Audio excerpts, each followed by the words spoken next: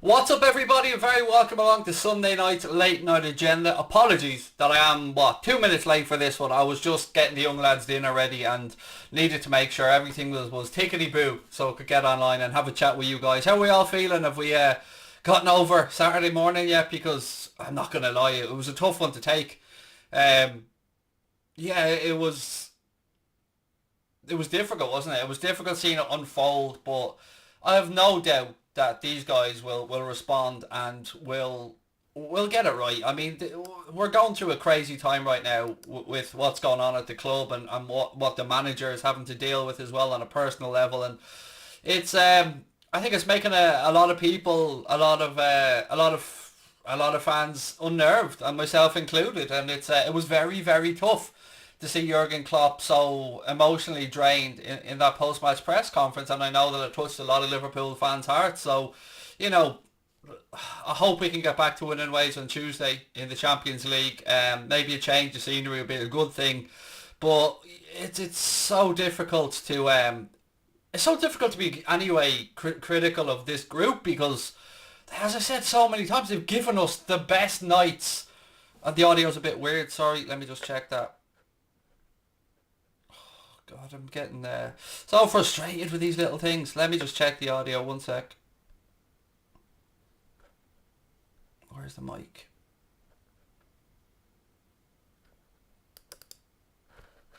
Yeah, it's on the normal microphone. One sec. Let me just check a couple of settings. My microphone is normal, folks. It's on the normal settings. 1 second. Oh, this just pretty much sums up my day anyway, but we'll have a little crack. 1 2 1 2. Input. Road 1 2 3 1 2. I don't know what's up with the audio. Everything seems fine at my end. A bit tinny. Connor's not around, so I honestly haven't got a clue what to do with this one. We call it a night if you want. I have no idea. There's nothing I can do. Connor's not around at the minute, and I can't fix the audio issue because everything at my end looks absolutely fine. So I've got no idea what the issue is, folks. Sorry, I can call it a night if you want. I can't solve the audio when Connor's not around, and unfortunately he isn't around at the minute, so nothing I can do about it. Sorry. I'll call it a night. So sorry again, folks. I'll try and get it resolved. I don't know what it is, but I don't want to disturb Connor when he's having a night off. So yeah, sorry, and I'll try and get it resolved for the next time.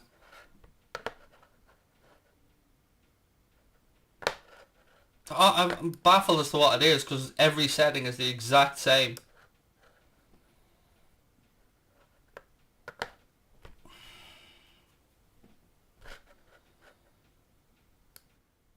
I'm genuinely sorry, folks. I don't know what it is. Everything on my screen looks the exact same as it always does. The levels look the same. The microphone's the correct microphone.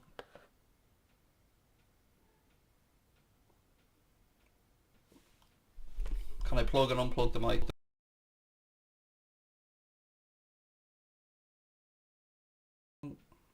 Mic unplugged and plugged back in, mate. So I've got no idea what the levels are like. I've done the mic, unplugged it and plugged it back in. This sums up my last 24 hours for sure. Yeah. 1 sec. I'll try one last thing.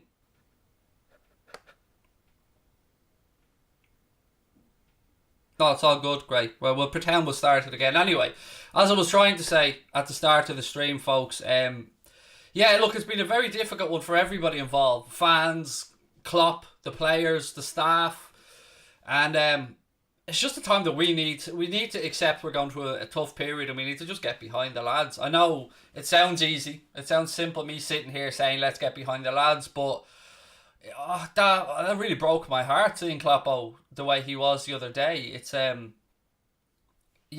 so unlike him. We know he's an emotional dude. We know he wears his heart on his sleeve, and that's why we love him. But God, it was so tough. Lovely to see a banner put outside the Cop or outside Anfield today to show support for the manager, and I hope he sees it, and I'm sure he has. And it's lovely that the fans did that for him because he needs to know that we recognise and fully believe and accept that without Jurgen Klopp, we wouldn't have had these amazing memories and this amazing group of players. So yeah, it's very difficult. It's very difficult seeing him like that, and I'm hoping that we can pick up a win or a decent result in Budapest on Tuesday against Leipzig, and start gradually putting together bit by bit, point by point, match by match, the form. And winning becomes a habit, and we've seen it with Manchester City, we've seen it with United when they went on their bit of a run and they got some good results. Winning becomes a habit, and it was a habit we were in for a very, very, very long time. So a lot of it's just a lot of emotion for the manager right now, and I wish we could all give him a big virtual hug or something, but he's it's just so important that he knows how much he means to all of us as fans. Like, we I don't know any genuine Liverpool fan that has, even opposition fans have been contacting me to say like how much they admire Jurgen Klopp and how much he's brought to the Premier League, and that they love his emotion, and it's for me, as somebody who's an emotional dude, it's someone I can completely resonate with Jurgen Klopp, but I'm sure millions of you guys around the world can resonate with Klopp as well. And the fact that he does wear his heart on his sleeve is why we love the man so much, and he just gets it. He gets what it is to be a Liverpool manager. He gets the city, he gets the fan base, and it's why we love him. So it's been very difficult, hasn't it, for the last, let's say, couple of months, as we've seen this decline in performance levels and results. And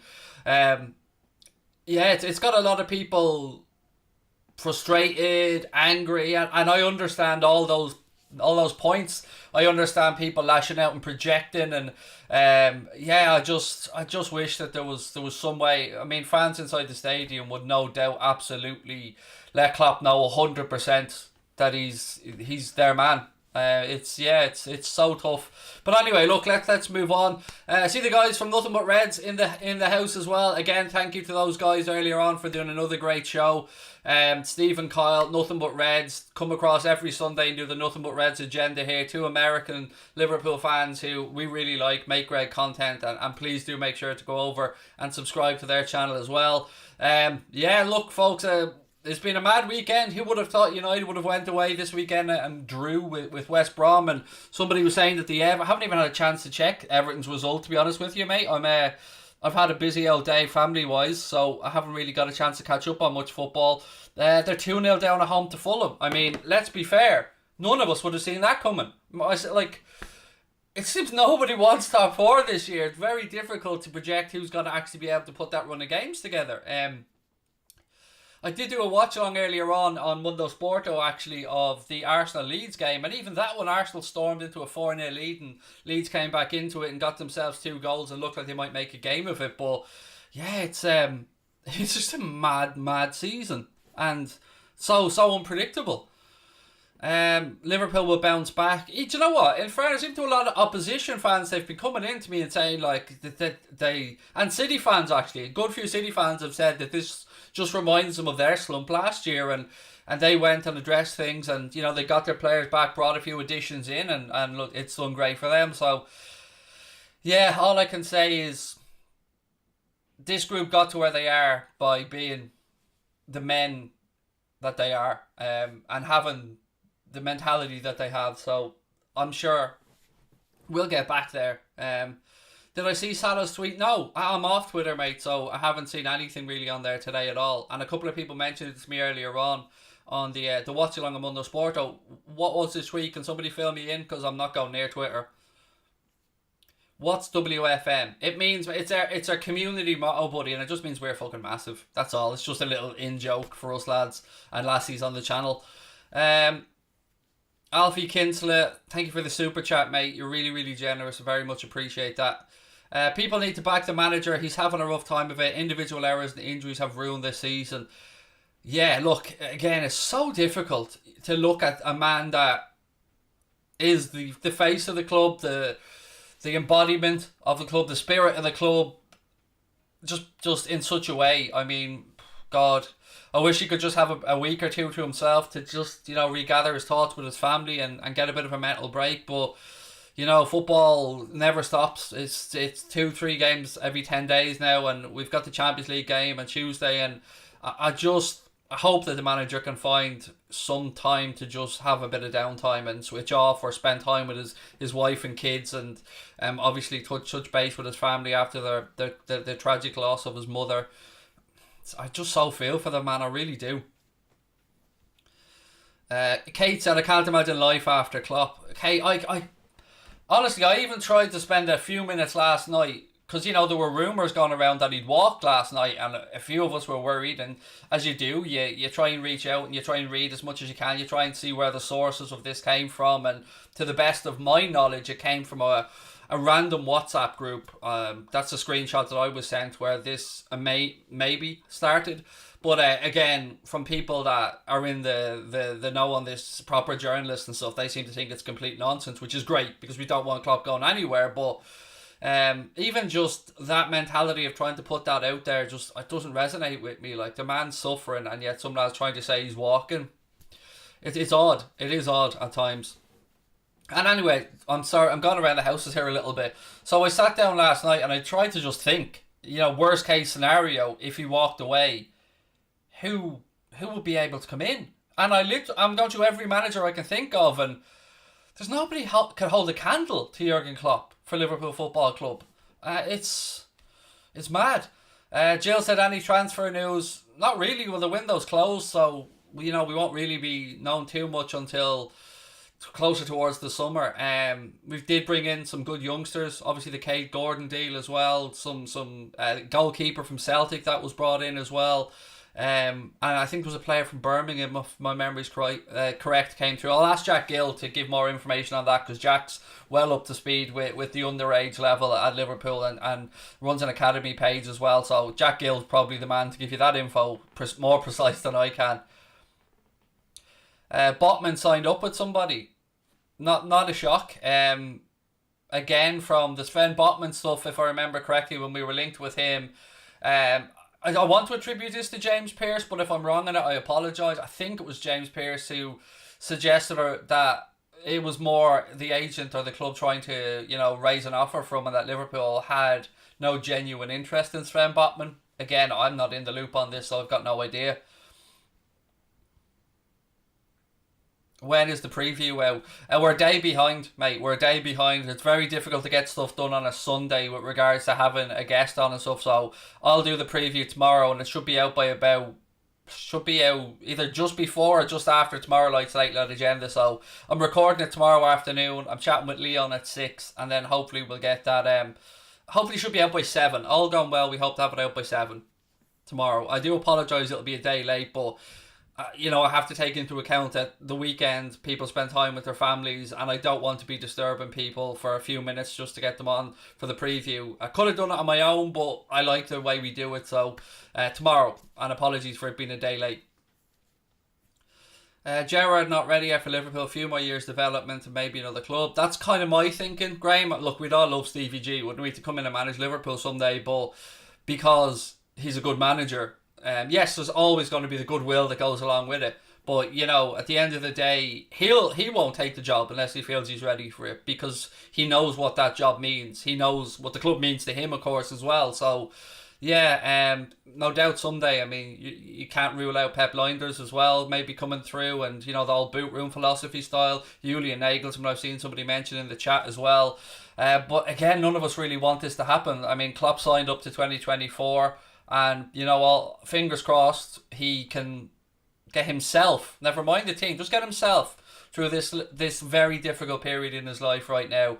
And he'll be back, and he's a winner, and he'll create another great Liverpool side, and we'll see the tweaks going forward, and we'll make the changes that need to be made. I mean, there's a whole other conversation we can have around the transfer window and backing from the owners and all that type of stuff, but right now, and I'm sure you guys feel similar, my main thought is just with the manager and making sure he's okay. I mean, I recognise the look on his face. I recognise the drained look. I recognise the mental exhaustion. Not that, of course, I've ever had to be in elite sport at the level that he's had, but I've had losses like he's had, and I've had lows like he seems to be going through. So, and I'm sure it resonated with a lot of you guys around the world as well who've been through similar situations.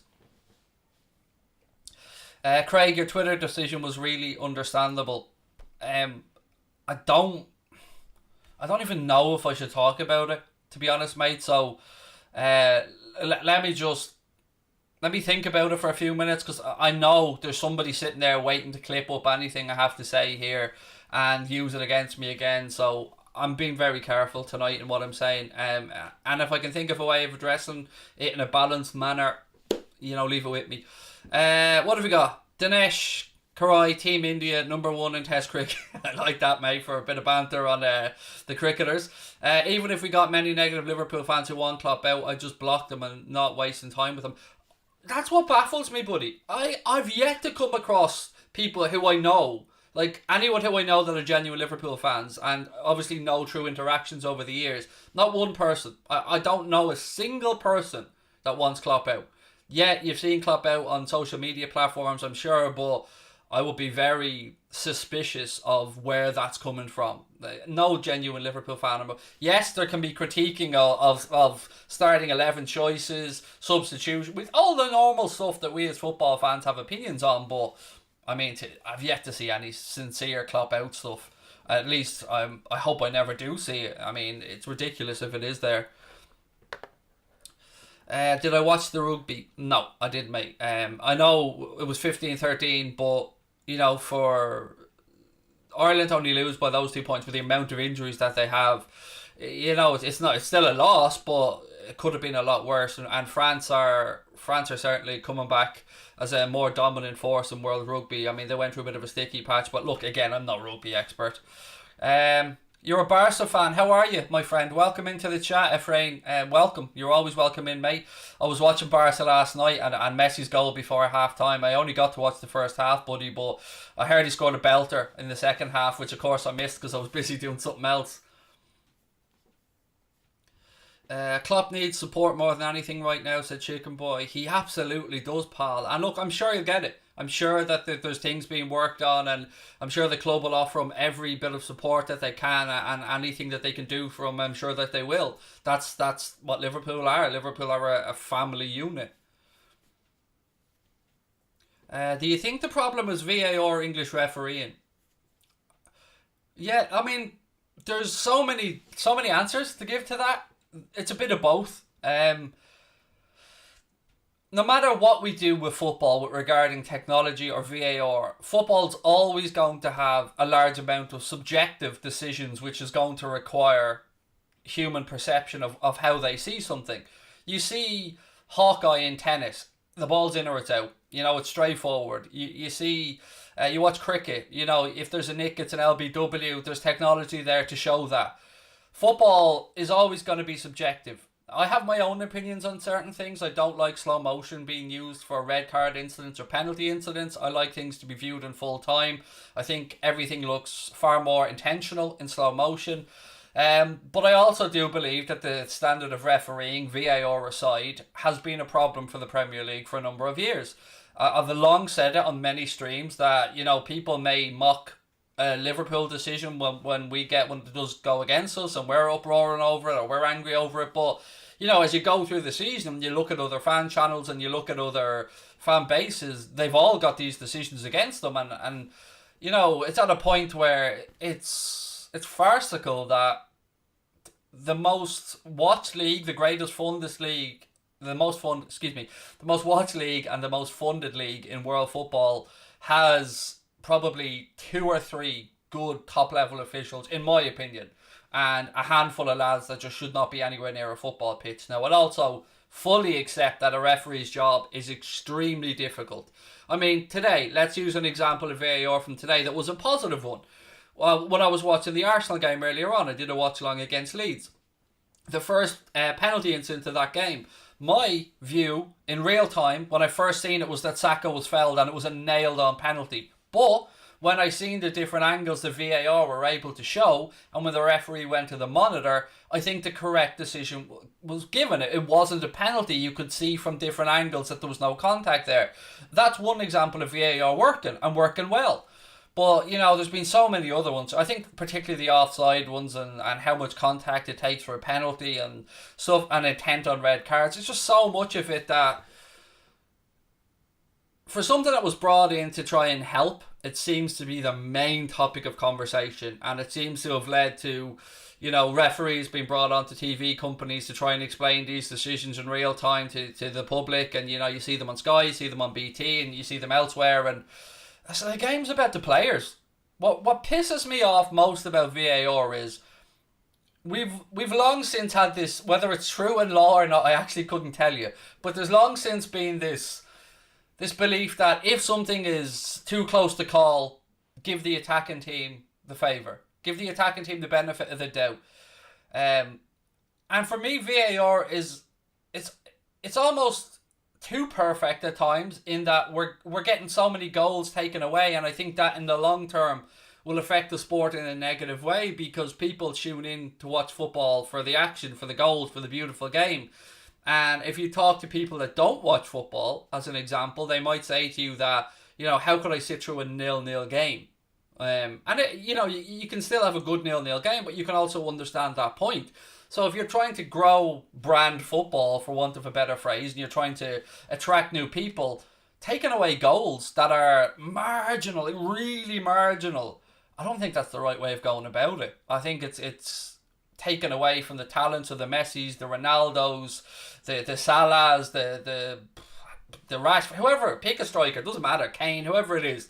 It's taken away from the beautiful game, and it's taken away from the moments. And even after that, we still have the pause now, don't we? We still have that pause when our team scores a goal, or even if we concede a goal.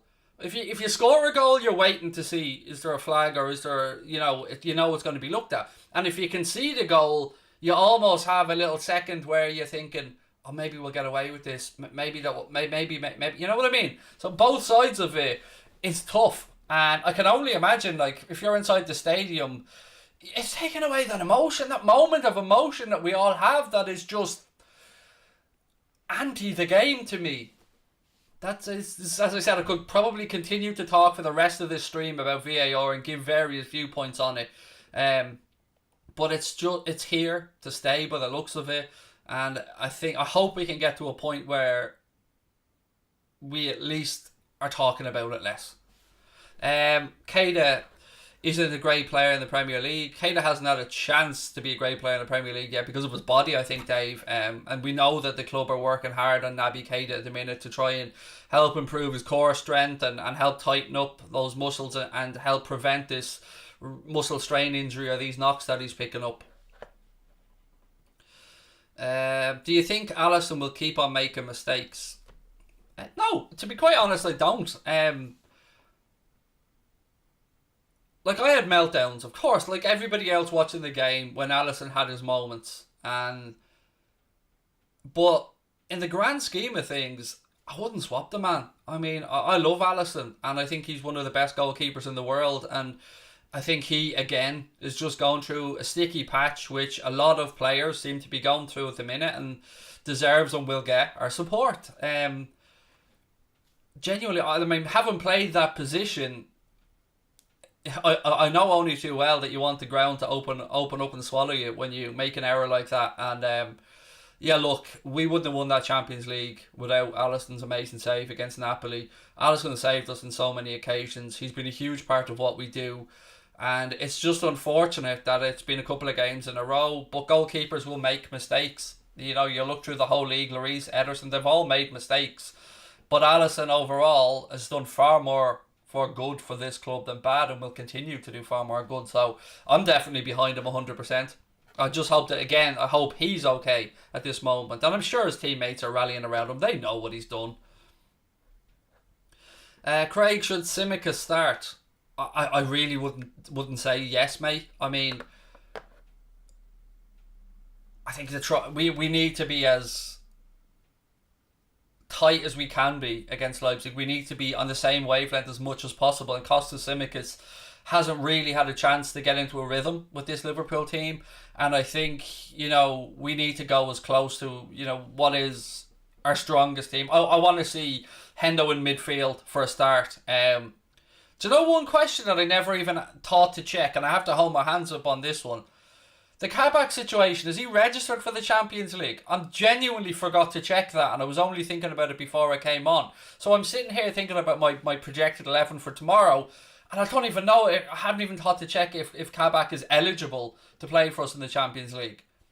If he is, then, and I want somebody beside him that plays centre-back. I don't want Henderson there because it's taken away from us going forward. I understand the mentality of having Hendo at the back to try and shore things up. Yes, he is registered. Brilliant. He's under 21, so I can play. Happy days.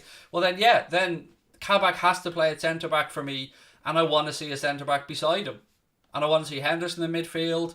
If Thiago is fit and available, I want to see him in there, or Genie in there, or Curtis Jones in there. But I'll go through all this in my predictions tomorrow.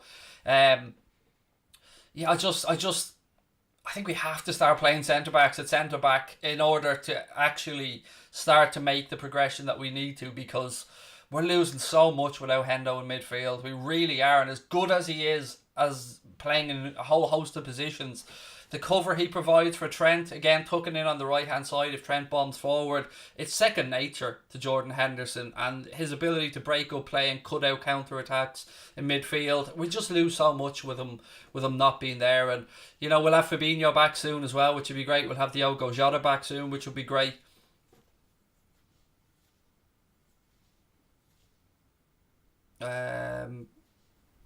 Yeah, Phillips as well. Obviously, Phillips can't play in the Champions League. He isn't.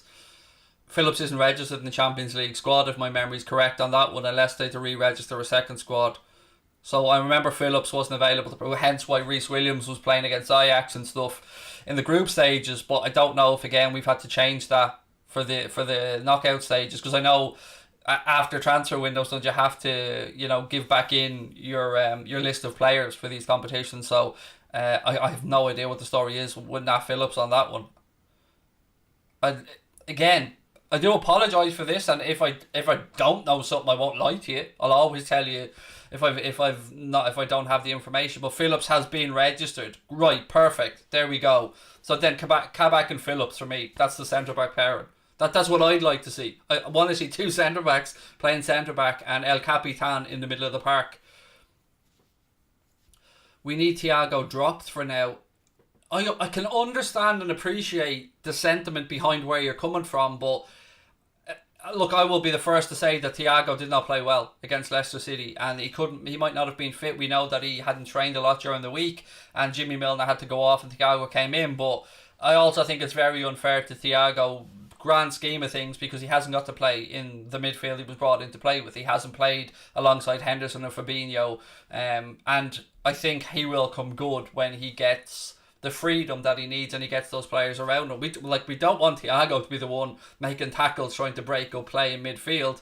That's what we want Hendo or Fabinho doing. Ben Davies he was ruled out with a little injury from what I read last, Jono. Bobby at centre back, that'll be a big pass on that one, mate. Do you think the owners will sell up and jump ship? No. I think if we go off what they've spoken about publicly, and that's all we can really go off for the minute. We know that there was talk of the Red Ball Acquisition Corp buying a 25% stake in FSG's holdings. That looks like to be dead in the water, but they've always been open to the possibility of taking on a minority shareholder to help push the club forward. Now, I don't think that they're ready to sell up yet. I think that they still see, again, I'm going to be clinical here from a business perspective, but they still see more value to be added to Liverpool Football Club. The Annie Road end, obviously they've built that magnificent new facility in Kirby. They've redeveloped around the Anfield area, the new club superstore, lots of other things, and I still think that there's more value for them to be had at the Liverpool Football Club before they get to a point where they look to sell it on. And I'm very nervous about the possibility of who could be the next owners, because, okay, some sit back and think we might get a foreign owner, let's say some money from the Middle East that comes in and use Liverpool like Man City or PSG as their, I don't want to say plaything, but money isn't an issue, put it that way. But another likely option is what happened with Manchester United and the Glazers, in that you get owners that are either an investment fund or a capital acquisitions group or something that comes in and just uses Liverpool, leverages the value of the club to buy the club, which will then leave the club itself with a big mortgage and massive repayments and interest that will take away from the transfer budget. So it's kind of a, it's like your next door neighbour's moving out and you're not knowing who's yet ready to move in beside you. It's something that does make me nervous, and at the moment, I'm certainly in the better the devil you know camp with regards to the owners. I do want to see them loosen the purse strings a little bit in the summer. I can't argue against that. Definitely time for them to invest some more money. But I don't think they're done with Liverpool yet, to be perfectly frank about it. People keep telling me about Salah's tweet, and no, I'm not on Twitter anymore, mate. Connor's going to take care of the Anfield Agenda account. I've put my own account on private and walked away from Twitter. But no, please feel free to fill me in on it, though, because I would love to see an inspirational tweet right now, to be honest. Craig, do you still stand by Hendo's better than goals? Mate, I've explained that video so many times now, and I'm happy to do it one more time for you. Right. So I was recording a segment of fan content at the time for a particular content creator that was called Unpopular Opinion.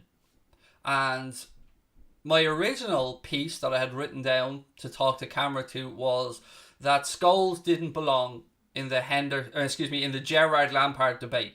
That was my original take on it. So when I pitched that day, I was kind of,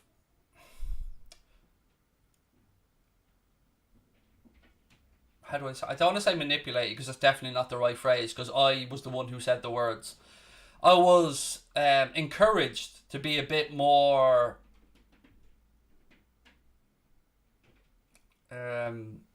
what's the phrase I'm looking for? Unpopular with my opinion.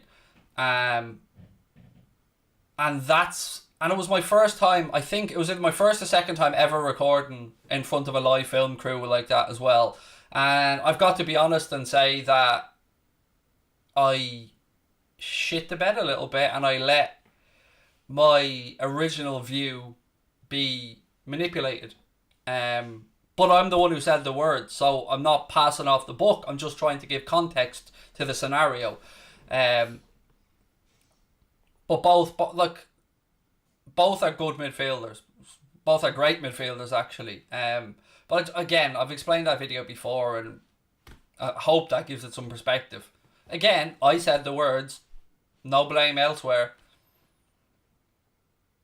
Just trying to give context to the whole situation, because I know people just see it out there and go, this lad's off his rocker. But, I like to try and give some context to stuff. Thoughts on Upamecano to Bayern? Fahim, I've been saying it for months, mate. It was an open secret. It was always going to happen. It was known that he was going to go to Bayern Munich as a David Alaba replacement. So that's why I never believed the links to Liverpool or United. It always seemed that that's where he was going to go.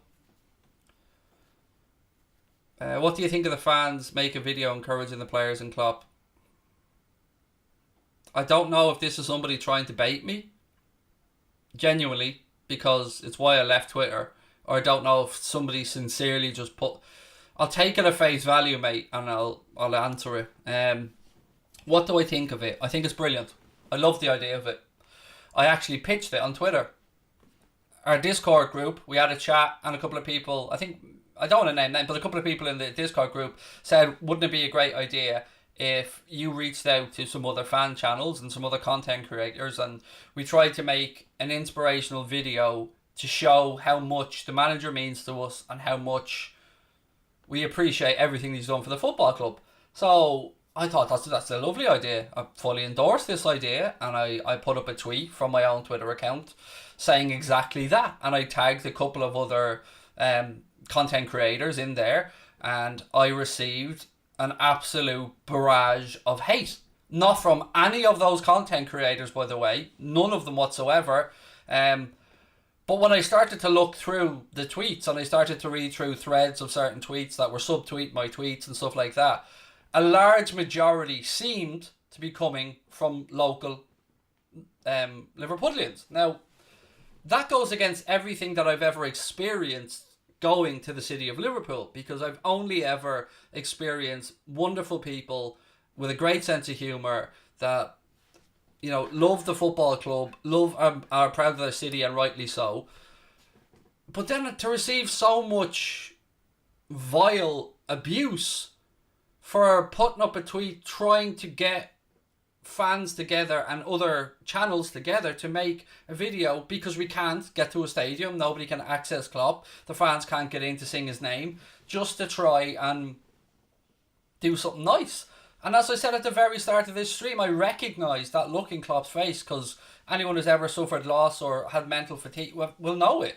And so I put up the tweet, and of course there were some very nice positive responses, some lovely people that were like, that's a very good idea, blah blah blah. But there was a vast majority of what I read was locals calling me a prick, basically calling me a joke, calling me an embarrassment, all the stuff that I've had many times. So I just got to a point where I said, fuck this, I'm going to show people what I experience on a daily basis. And I just retweeted all of them, one after the other, all these things, retweet, and then I put up a little pin tweet with 3 tweets on it explaining why I was after doing what I was doing. And I'm quite frankly, I'm sick of it. I'm sick of having to apologise on behalf of myself or other people for not being born in the city of Liverpool. Again, this goes against everything that I've experienced as a person when I've gone to the city. I've only been met with, and nobody, like, when I say I go to the city, I mean, like, nobody know who the fuck I am. I just mean just going over there as a fan going to a game or just visiting the city or whatever. And I've only ever met lovely people and had great experiences, and only will ever speak positively about the city. But for whatever reason, I don't know if it's results, I don't know, there seems to be this holier than thou small section of local fans who don't like me and don't like what I do, or don't like the fact that we have a voice and they claim some moral authority over supporting the football club. And that to me is just not a valid argument. I could go through why. I mean, without Liverpool being such a global club, we wouldn't be where we are. We wouldn't have the money that they are. The city wouldn't have so much amazing tourism that it has, that's generated by both football clubs, Everton and Liverpool. Fans come from all over the world. And there's just so many positive things. And you guys know from day one that I started the channel with Connor here to give a voice to fans that might not be able to get to games, that might live in Australia or America or Canada or New Zealand or China or wherever you live. And I've always been an advocate and spoken up for the overseas fan. But apparently, I'll give you an example of one idiot and what he said to me. Let me find this, because I want to read out exactly what he said to me. So bear with me for 2 seconds. I want to find this exact fella and what he said, because you genuinely couldn't make this shit up. And then I'll get round to my final point, and then we'll get back to talking normal. 1 second.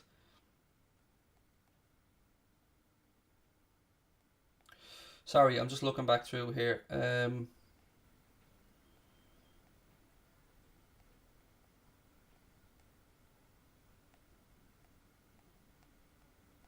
There's so many of them, genuinely, I'm looking back through them all here.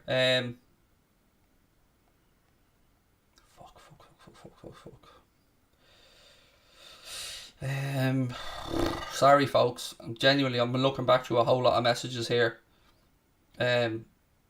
Maybe if I go onto my, I don't even want to touch my fucking Twitter account, but let me just look back through my timeline till I find this particular gentleman, and I use the word gentleman very loosely. Oh God, this is not great reading these tweets, I'll be honest with you. Right, so here we go, and I don't even know this lad's name, because he's another pussy who won't use his name publicly. Lad, you're a proper horrible you. What are you arsed for? Do you pay £1,200 every season, spend grands going away and all over Europe? Does your bird flip because of the dough you spend following the Reds? Get the fuck you divvy. You're sat in the garage wall once and you had a Klopp dog. Now, let me break that down for you. So, in his view, because he spends £1,200 a season on the season ticket and travels following the club, which is great and fair play to him. But because his missus is pissed at him over that.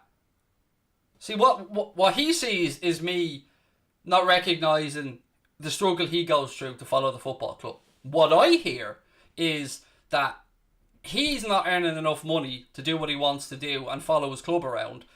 He's abandoning his wife and family and intentionally causing hardship at home. But yeah, I'm the cunt.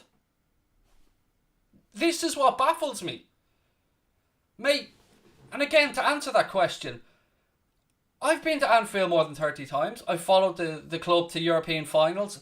And one weekend away costs me the price of a season ticket, or very close to the cost of a season ticket. So, by his definition, financially and your time committed to the club are how you measure it. So even by his own definition, I've spent more following this club than he will. I've spent more hours devoted to the club, to the channel and other stuff than he will. But yeah, I'm a cunt. This is what I'm trying to talk about.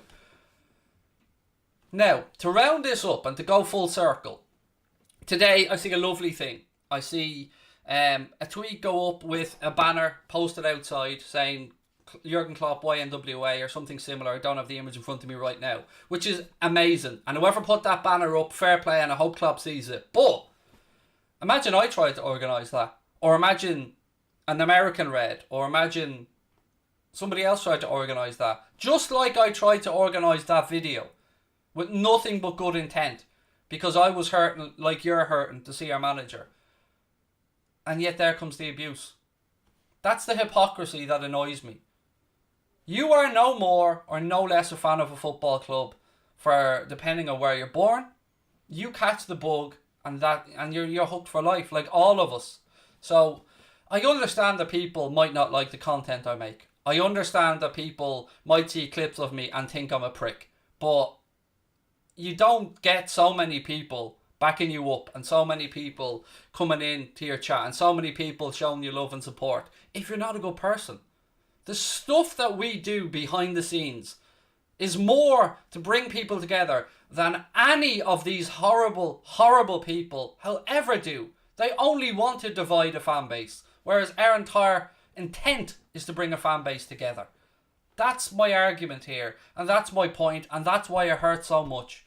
Because the city of Liverpool has been a city that has a maritime history of immigration. A lot of those people, Irish people and people from all over the world that have come to the city and made it the beautiful cultural melting pot that it is. And the name Rooney and the name Carragher and Anfield and the field beside it, you know, they all have Irish roots. And I think that no matter what they say, and again, this is not all local fans, because my experience has only been positive in real life. But on social media, there is certainly an aspect of fans, and I'm sure this may exist in every club. I know it certainly exists throughout the United fan base, because I've seen and heard it firsthand. But for me, this is just hypocrisy, and this is just cowardice. And it comes down to, again, access to tickets, and it comes down to the availability of tickets. Do these fuckers not think that if we could buy a season ticket, I'd buy one tomorrow? Of course I would. I'd buy one tomorrow, mate. Absolutely. Like every other Liverpool fan. It costs us a fortune to go to a Liverpool game because we get ridden and robbed and absolutely stung by travel agents. And yet we're less fans. I know people in this chat right now that get up at 2-3 o'clock in the morning, that drive to the supporters club and a bar opens up and a gang of Reds meet in California or in Auckland or in Sydney or wherever it might be. And you tell me that that's not dedication? You tell me that they aren't as much of a Liverpool fan because they're outside the city? You can hide behind saying you don't like the content I make. But it's not just me that them people are having a go at. I'm a scapegoat at the minute because Liverpool aren't playing well.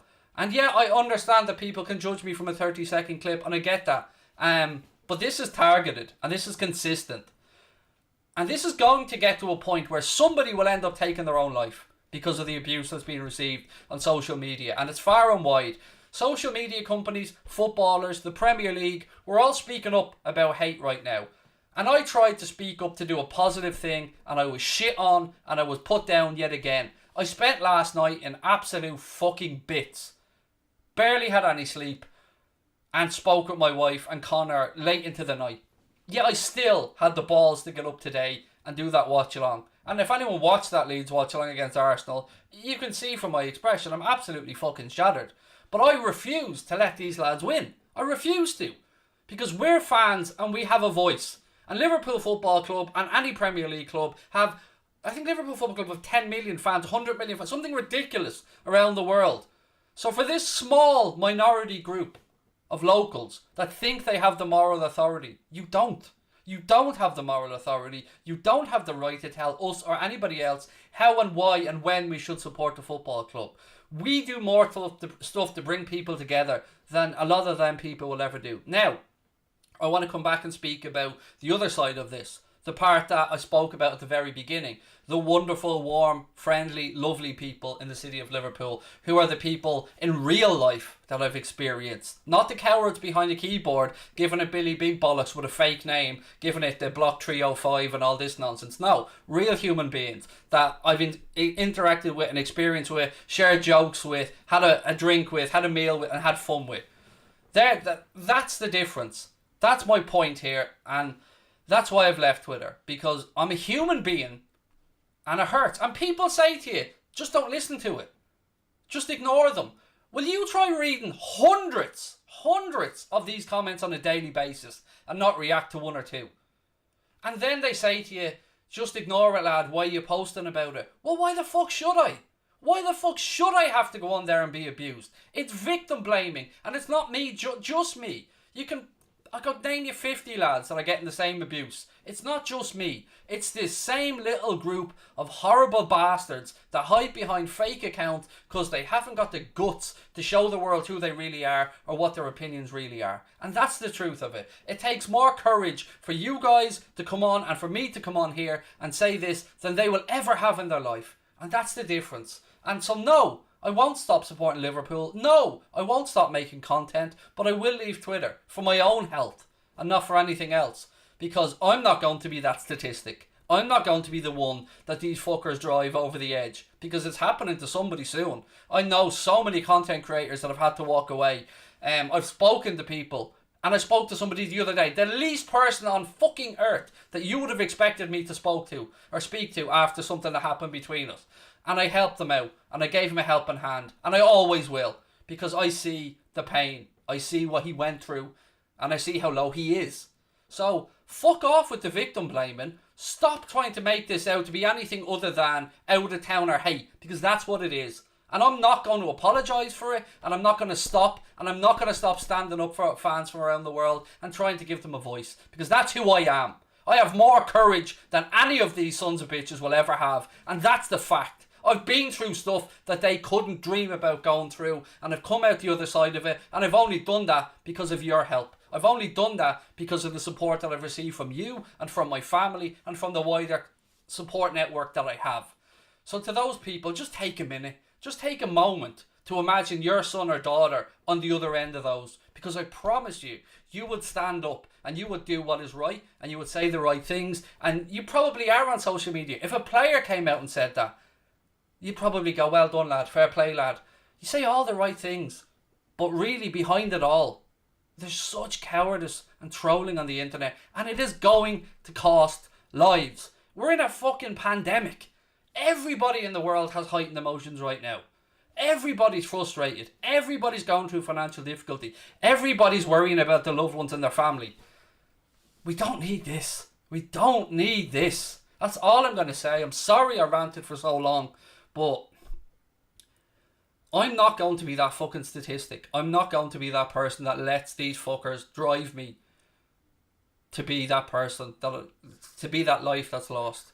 And I hope to God that we don't, it doesn't happen to somebody, because it gets too much. It gets too much. Like, look at me on Twitter and you'll see me retweeting these videos of people who have made fun videos of me, and laugh along with them, because I appreciate the creativity. I'm not somebody who can't take banter. I'm absolutely all for banter. I love football banter, but this isn't banter. This is xenophobic, this is targeted, this is hurtful, this is threatening, and this is stuff that I simply am not going to just say nothing about. It is what it is, and I'm not going to fucking hide it. So, stop being cowards, or you will drive someone to their grave, and you will have that on your fucking conscience. I plead, please stop. Not just to me, but to a lot of other fans out there around the world, because this shit is soul destroying, man. And we're all struggling right now. We don't need other people dragging us down for trying to do positive things. And again, just to finish up, this all came from me trying to arrange a video to show support for a manager because of what he's going through with the loss of his mother and what he's going through right now with the stress that he's under. That's what this all started from. Me just trying to do one positive thing. Again, I know I missed a few super chats there. I'm going to try and scroll back up. I stay up late sometimes, 3 or 4 a.m. in Australia to watch Liverpool games. I'm not a fan. Crazy times. The fan base needs to unite. When LFC are in trouble, we attack each other. Big up, Craig. Yeah, and look, I know a lot of this does stem from the availability of tickets at times as well. And, you know, you could sell out Anfield and you could probably sell out 250, 300,000 season tickets or more. And I know that people are frustrated, and I know that local people might see lads coming in and paying a whole load of money that maybe they haven't got and don't like them sitting there with their selfie sticks or whatever. I understand it all, but that's the game. It's a global fan base. It's a global culture. Well, whilst I would never do that at a game because I'd go to watch the game. And also, to anyone that says, look at the reactions, I guarantee if you're sitting at home having a can or you're watching it, you're probably reacting the same way. It's just that I'm doing it in front of a camera because it's part of a watch-along. And these people use these things to try and say that you're out there embarrassing the team. We're not. We're here trying to unite the team. What have I said today in any way that's thrown a player under a bus? All I've tried to do, and all I've ever tried to do, is bring people together, create a safe platform with Connor for people to come in and enjoy what they do and have a bit of fun. That's all I've ever tried to do. I've never gone after anybody, and if I have made mistakes, I will always put my hands up and apologise for them, and that's all I can do. But I can't continuously apologise for not being born in a Liverpool postcode, and nor should any fan have to. Right, what have we got? Craig, I'm sorry about the abuse you've been getting, mate. Keep up the good work. Your watch alongs on here, Mother Sport or Fab. Thank you, man. Look, I know I've got so many people behind me, and that's why I'm still on here. I know that this isn't all local fans either, because I'm gonna keep saying I've only ever had positive experiences. I've only ever had great nights out with Scousers. I've only ever found them to be lovely people, and I've only got positive shit to say. I only ever praise the city, and I'm only ever bigging it up. It hurts. Genuinely hurts. And I know this is being clipped up by somebody right now. And I know I'm being laughed at. And I know this is going to be shared around and I'm going to be called, look at this prick again on here looking for sympathy. I'm not looking for sympathy. I'm just looking for you people to realise that there is a fucking mental health pandemic right now as well. And people are at their lowest right now. And I understand or other people projecting pain and hurt because they're suffering and they're frustrated. They can't go outside. They're worried about being able to get access to medicine. They're worried about being able to protect their family from this virus, and they're worried about their jobs, and they're worried about their mortgage, and they're worried about where maybe their next meal is coming from. And I wish I could help all those people. And I wish we all could. But what we can do is come on here nightly and give people an outlet to come in and interact with each other and have that human interaction. And that's what we've tried to do all the way through the pandemic, right from March all the way through. Tried to stream almost every single day, even on days where I've suffered personally, Connor suffered personally, and we've had shitty stuff going on. But I'm sorry, it really is tough. And I'm not looking for sympathy, and I don't want people to be saying, oh, look, or we're with you, but I know you guys are with me. I know that. That's why I'm openly talking with you, and that's why I know that you guys are here, and you will always have my back. And I've never experienced that on here. That's what I'm trying to say. This isn't reality. This is just people trying to project their own hate and insecurities onto others and hiding behind other factors and using stuff out of context. And yeah, it's going to end in someone taking their own life at some point. If my wife's in the chat, people who bully others are usually the ones that are actually looking for attention because they're lacking something in their life. I know. I know, and as I said, I'm lucky. I have a good support network. I have a psychologist, I've got a GP, I've got my wife, I've got some family members, I've got great parents-in-law, I've got my eldest daughter to bounce stuff off if I need to. I'm one of the lucky ones. There are people out there that who are receiving this abuse that are living on their own in a flat or a bedsit that, you know, might be worrying about the electricity bill or and then they've all this shit on top of them as well. I mean, I don't understand. I just don't. And then the hypocrisy of the social media companies as well, who said they want to do stuff to kick out racism, they want to do stuff to kick out hate, but yet, even though you've got allow DMs from people you don't follow turned off, you still have pending DMs on Twitter. And again, people will say just don't look at them.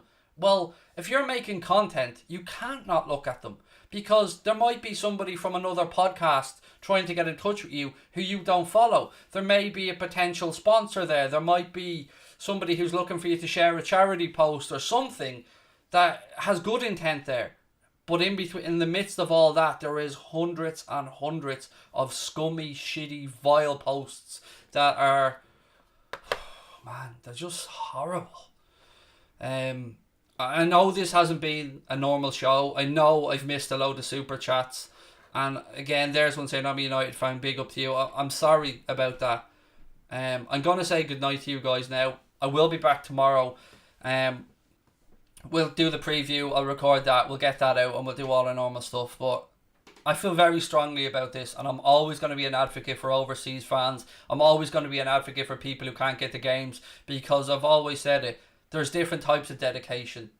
This particular idiot here, and he is an idiot, seems to think that his dedication, because he's gone through financial hardship supporting the club and his anger and his missus, is more valid than the lad who's getting up bleary-eyed, or the lady who's getting up bleary-eyed at 2 or 3 o'clock in the morning to either watch a game or to drive to the local supporters club to watch a game with fellow Liverpool fans in non-pandemic times, or people who save up for their entire life for one trip to Anfield from Australia or any part of the world.